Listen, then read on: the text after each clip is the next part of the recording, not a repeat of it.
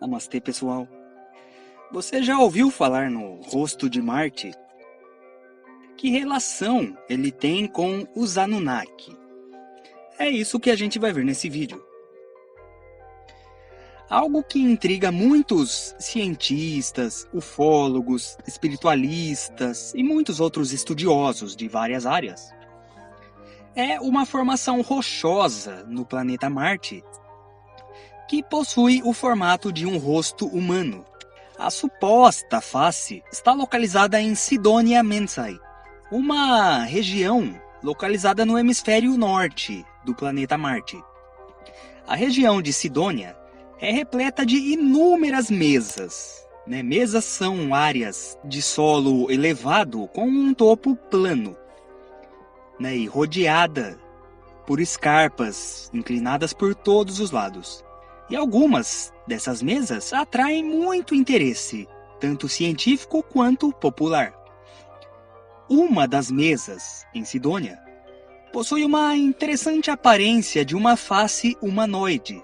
Essa face foi vista pela primeira vez em 1976.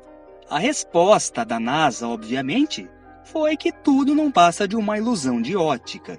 É apenas uma formação rochosa que, dependendo da direção da visão e da iluminação, aparenta ter o formato de um rosto. No entanto, há quem não acredite em coincidências. O livro perdido de Enki, escrito pelo Zecharia Sitchin, ele pega a mitologia suméria, que foi registrada em antigas tabuletas, e outros artefatos sumérios, e ele reescreve essa saga sob uma perspectiva diferente. O livro ele é escrito como se fosse uma autobiografia de Enki, um deus sumério ou um Anunnaki, contando a história de seu povo. Anunnaki em sumério quer dizer aqueles que vieram do céu para a terra. Na visão primitiva, esses seres que desciam do céu eram deuses. Hoje em dia, os ufólogos acreditam que eram nada menos do que extraterrestres. Então, o Zecharia Sitchin escreveu esse livro como se o Enki fosse um extraterrestre contando a história de seu povo.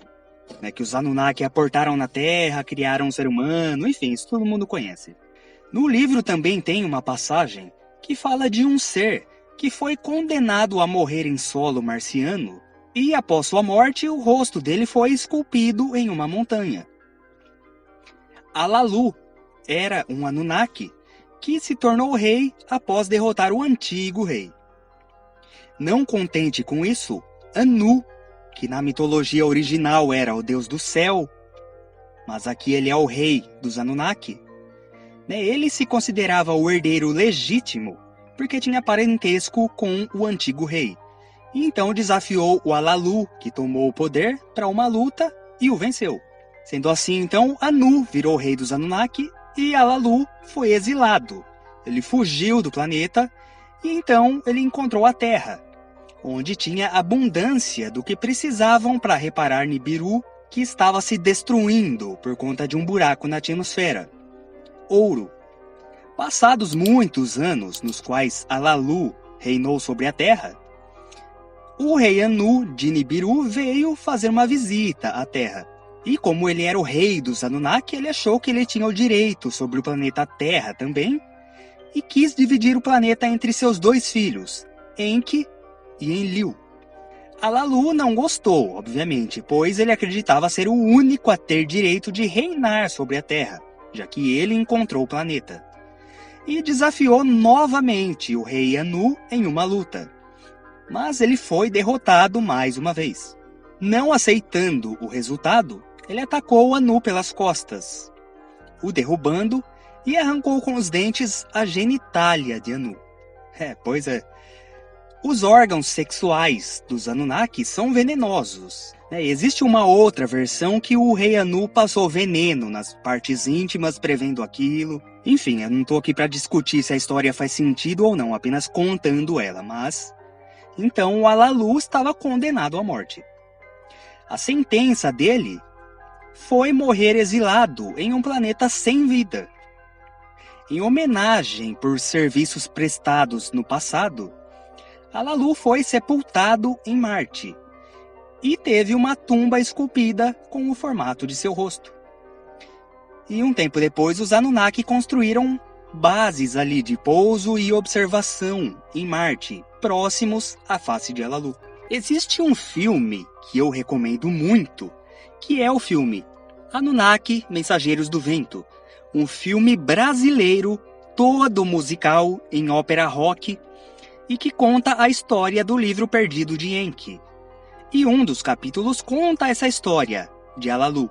Eu recomendo muito, né, como já fiz aqui em outros vídeos, porque além de ser sensacional, é talvez o único filme existente sobre o assunto, e é inteiramente feito por brasileiros, o que é melhor ainda.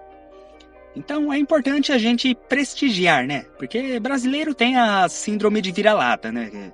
De achar que tudo aqui é ruim, tudo não presta, e o resto do mundo é sempre melhor. E não vê o que o país tem de bom a oferecer, né?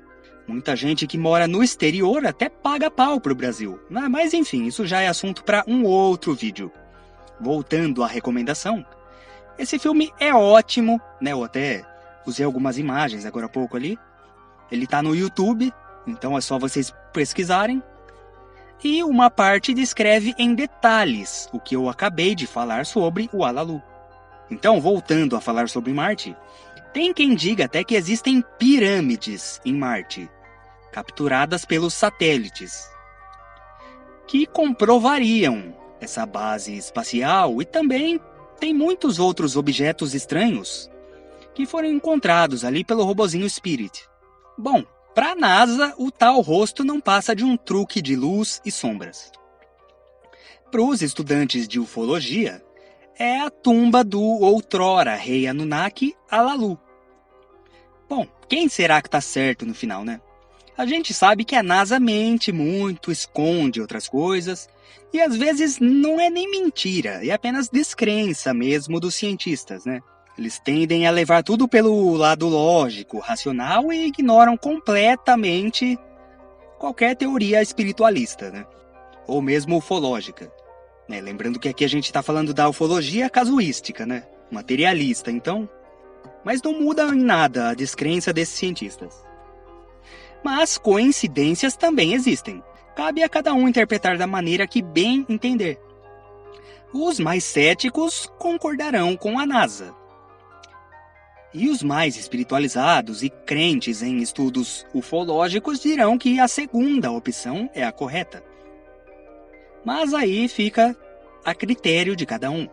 Uma terceira versão ainda diz que esse rosto, assim como outros rostos, entre aspas, né, menores e mais deformados que existem no planeta, pode ter sido esculpido por uma civilização que vivia em Marte centenas de milhares de anos atrás, né, antes dele perder a maior parte da sua atmosfera e se transformar nesse deserto de cor avermelhada, incapaz de abrigar vida, que é hoje. E aí, qual das versões você acha mais coerente? Eu tenho a minha opinião. Não direi qual é, para não influenciar quem está assistindo. Ou quem sabe ainda, todas as três versões sejam incorretas e a explicação para o tal rosto seja algo que nem foi mencionado aqui e que nós ainda nem fazemos ideia do que seja. Até o próximo vídeo. Gratidão.